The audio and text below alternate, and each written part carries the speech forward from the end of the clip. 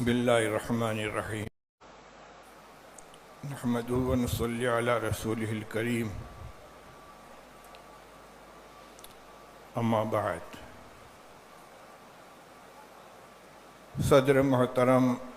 حضرت مولانا سید محمود اسد صاحب مدنی، ارکان مجلس عاملہ جمعیت علماء ہند، ارکان گرامی مجلس منتظمہ جمعیت علماء ہند، جملہ حاضرین، مجلس منتظمہ کا یہ اہم اجلاس ایسے نازک وقت میں ہو رہا ہے جبکہ ملت اسلامیہ ہند بلکہ پورا ملک انتہائی نازک حالات سے گزر رہا ہے۔ اس ملک میں آزادی کے بعد ملت کے اوپر بہت نازک حالات آئے، ہزاروں فسادات ہوئے، جان مال کی تباہی ہوئی، دکانیں لوٹی گئیں، مکانات جلائے گئے، عصمتیں لوٹی گئیں، کاروبار تباہ کیے گئے۔ لیکن اب براہ راست مسئلہ ہمارے دین اور ایمان کا آ گیا ہے۔ اس ملت کو ایمان اور اسلام سے محروم کر کے ارتداد کے راستے پر لے جانے کی منظم کوششیں ہو رہی ہیں اور ہر سطح پر ہو رہی ہیں۔ ہم نام لیتے ہیں فرقہ پرست تنظیموں کا، افسوس کی بات یہ ہے کہ اب حکومتیں چاہے وہ صوبائی ہوں چاہے مرکزی، وہ بھی تعلیم کے نام پر اور کلچر اور ثقافت کے نام پر امت مسلمہ کے نوجوانوں اور بچوں کو ان کے مذہب سے منحرف کر کے، اسلام سے منحرف کر کے ارتداد کے راستے پر لے جانے کے لیے نہ صرف یہ کہ کوششیں کر رہے ہیں بلکہ جبر اور شدت کا راستہ اختیار کر رہے ہیں۔ مدارس میں، اسکولوں میں اس طرح کے قوانین نافذ کیے جا رہے ہیں کہ بچے اپنے ایمان سے محروم ہو جائیں۔ میرے بھائیوں، میرے دوستوں، میرے بزرگوں، جمعیت علماء ہند اللہ تعالیٰ کا اس ملت کے اوپر بہت بڑا احسان ہے، بہت قیمتی عطیہ ہے۔ ہم اپنے صرف بزرگوں کا اور اکابر کا حوالہ دینے پر اکتفا نہ کریں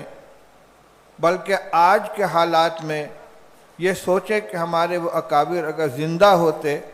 تو کن جذبات اور کن قربانیوں کے ساتھ وہ میدان میں کھڑے ہوتے۔ آج ہمیں انہی جذبات کو اپنے ساتھ لے کر اور اس وقت جو ہمارے قائدین ہیں، ہمارے سربراہان ہیں، ہمارے اکابر ہیں، علماء ہیں، ان کے شانہ بشانہ کھڑے ہو کر اور نوجوانوں کی طاقت اور ان کی صلاحیتوں کو استعمال کر کے اس ملت کو اور اس ملک کو تباہی کے دہانے میں داخل ہونے سے روکنا ہے۔ یہ بات ہمارے سامنے بار بار آ رہی ہے کہ ہم صرف اپنی ملت ہی کے لیے نہیں بلکہ پورے ملک کے لیے، پورے ملک کے مستقبل کے لیے فکر مند ہیں، اور جس راستے پر ہمیں چلایا جا رہا ہے، یہ چلانے کی کوشش کی جا رہی ہے یا ملک کو لے جانے کی کوشش کی جا رہی ہے، یہ ملک کے لیے انتہائی تباہ کن ہے۔ اس وقت ضرورت ہے کہ بالکل نچلی سطح سے لے کر چوٹی تک جمعیت علماء کی تمام اکائیوں کو مضبوط اور متحرک کیا جائے۔ اللہ تعالیٰ نے ہمارے نوجوانوں کو، ہمارے علماء کو، ہمارے عوام کو، ہمارے بچوں کو جو صلاحیتیں عطا فرمائی ہیں، ان صلاحیتوں کو جمعیت کی پالیسیوں اور اس کے کاز کو بروئے کار لانے کے لیے اور ان کو مضبوط کرنے کے لیے استعمال کرنے کی ضرورت ہے۔ حضرت صدر محترم ہمارے درمیان، میں بلا کسی چاپلوسی کے یہ کہنا چاہتا ہوں کہ ہم نے اپنے اکابر حضرت مولانا سید حسین احمد صاحب مدنی اور حضرت مولانا سید اسد صاحب مدنی رحمۃ اللہ علیہ، مجاہد ملت حضرت مولانا حفظ الرحمن صاحب سیوہاروی رحمۃ اللہ علیہ کو اپنے اپنے نازک اوقات میں جس عزیمت اور ہمت کے ساتھ کھڑے ہو کر حالات کا مقابلہ کرنے کو دیکھا ہے، پڑھا ہے، سنا ہے، آج اللہ تعالیٰ نے موجودہ صدر جمعیت کی شکل میں ہمیں اللہ تعالیٰ نے ان کا بدل عطا فرمایا ہے۔ ہمیں اس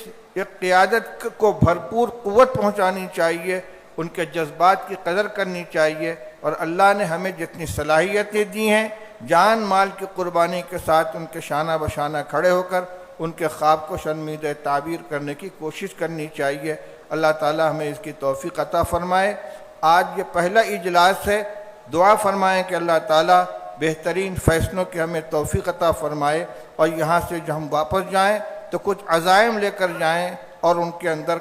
کام کے اور ان کو تکمیل کے رنگ بھریں۔ اللہ تعالیٰ توفیق عطا فرمائے۔ انہی الفاظ کے ساتھ میں اپنی نیک خواہشات کا اظہار کرتا ہوں، دعا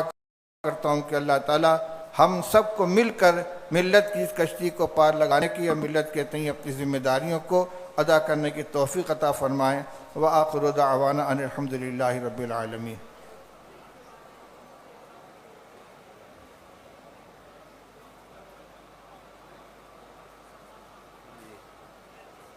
جی، گزارش کرتے ہیں حضرت اقدس مولانا مفتی سید محمد سلمان صاحب منصور پوری دامت برکاتہم العالیہ، استاد حدیث دارالعلوم دیوبند سے، کہ تشریف لائیں اور